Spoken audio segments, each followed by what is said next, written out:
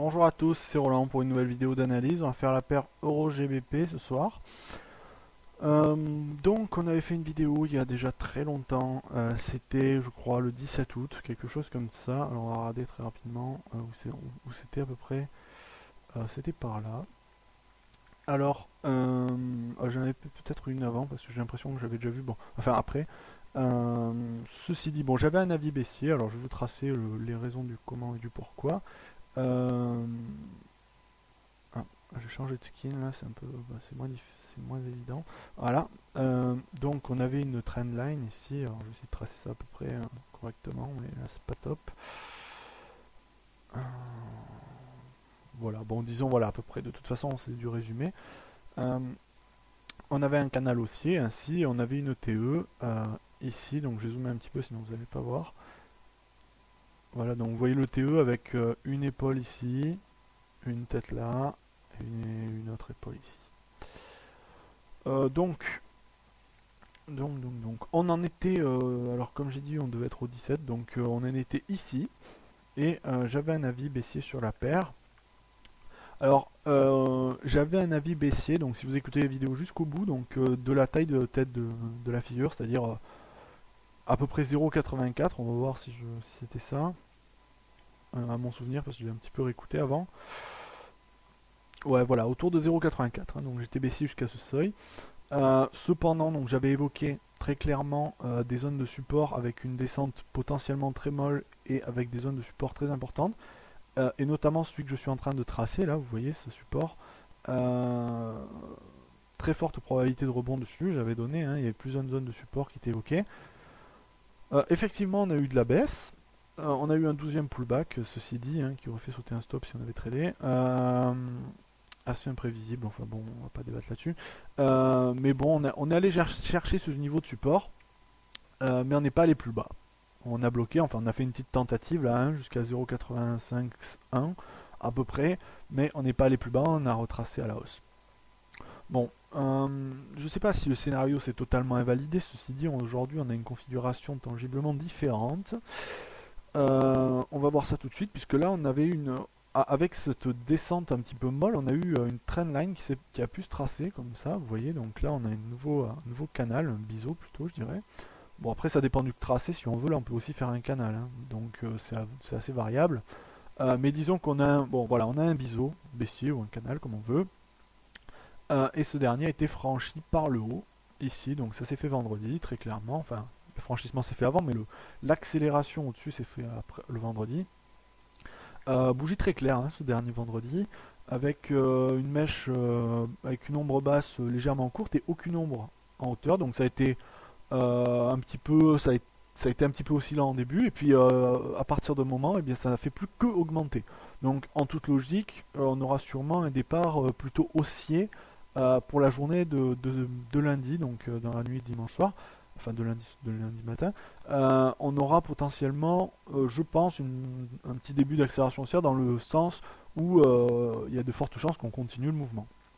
Bon, alors on était quand même globalement sur l'ensemble de la paire en tendance haussière. Et comme j'avais évoqué dans des vidéos il y a beaucoup plus longtemps, une tendance haussière. Alors en fait, si vous voulez, en fait, on n'a pas vraiment invalidé le scénario que j'avais donné. Enfin, si, en soi. Mais c'est juste on est allé chercher maintenant, on est en rebond sur le support oblique de long terme, en fait, c'est tout, hein. Vous voyez ici, on a eu deux contacts et on a rebondi deux fois dessus. Donc pour moi, là, je change totalement d'avis. D'ailleurs, je pense que ma vision de la figure chartiste la dernière fois a été un petit peu trop abusive. J'ai un petit peu abusé des objectifs théoriques en me disant oui, les objectifs théoriques, c'est les objectifs théoriques, ça pourra ne faire que ça. Euh, Ça n'est pas vrai puisque la droite de support ici oblique euh, nous a démontré le contraire. On a une accélération haussière, on a une sortie. Enfin, si on trace un petit peu plus près, vous allez voir. Donc, on a eu des figures. Voilà, bon, c'est très très grossier. C'est pas juste là sur celle-là, mais je modélise un petit peu l'idée. On a eu une phase d'accélération haussière ici, une phase de correction ensuite, une phase d'accélération haussière, une phase de correction. Et là, en toute logique, on va faire notre phase d'impulsion haussière, la dernière, la troisième. Et pour moi, bon, là, voilà, mon dernier avis, je pense, du 17 août était plutôt erroné, enfin partiellement, puisqu'on a quand même accéléré à la baisse cette dynamique de retracement, mais plus dans une dynamique de retracement que de changement de tendance, puisqu'on est tout de même resté au-dessus des supports, enfin à peu près au niveau des supports horizontaux, le dernier, et on n'est pas vraiment pensé en dessous du support oblique. Donc pour moi, là, c'est un scénario, je dirais clairement haussier, pour aller rallier le support oblique ici. Enfin bon, oblique, disons qu'on va aller trader jusqu'au plus haut, à mon avis déjà. Ce sera déjà bien. Autour des 0,90 en fait. Hein. Donc, je dirais objectif à 0,90 à peu près, pas très loin. Non, 0,91 plutôt, je dirais. Désolé pour le défaut, pour l'erreur. Ça me semble très, très probable. Même si on est encore tout de même, si on prend cette zone ici, on est quand même dans une configuration de range, ne l'oublions pas. Donc ça inclut le fait qu'on puisse avoir des ralentissements, des rebonds sous résistance et autres. Donc il convient d'être prudent tout de même. Que dire ensuite? Donc je me rappelle qu'à l'époque où je faisais l'analyse, donc il y a quelques mois, j'étais plutôt, je regardais le weekly et bon, vous voyez sur le weekly, hein, c'est clair, hein, on est sur une configuration haussière. Ça se voit, hein. Pas besoin d'être borgne. Je veux dire, là, on voit bien. Surtout avec la bougie de la semaine dernière, hein, on a une. Ouais, on va enlever quelques éléments histoire que ça soit plus clair. Sur cette paire, c'est très intéressant de regarder le weekly, vous voyez. Voilà, on va enlever même quasiment tous les éléments.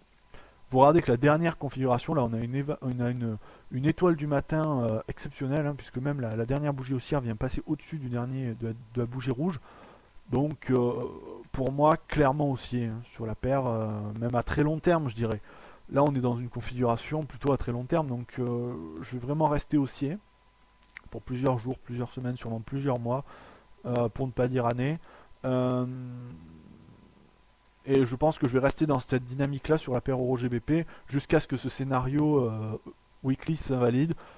Faire du scénario baissier sur l'Euro-GBP maintenant, je pense que c'est pas vraiment, je vais pas dire que c'est une erreur, mais ça serait un petit peu contradictoire avec l'unité de temps de fond, donc le weekly en l'occurrence ici.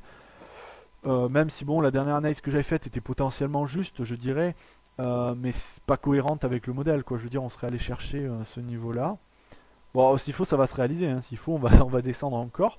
C'est pas inenvisageable, c'est pas impossible. Mais pour moi, le scénario haussier sur la paire OGBP est clairement à privilégier aujourd'hui. Oui, je pense qu'il n'y a pas beaucoup de débat à faire, surtout sur du weekly. Voilà, donc globalement, vous savez ce que j'en pense. J'espère que ça va se réaliser. Ça me paraît somme toute assez logique. Et bien sur ce, je vais vous dire à bientôt. Hein.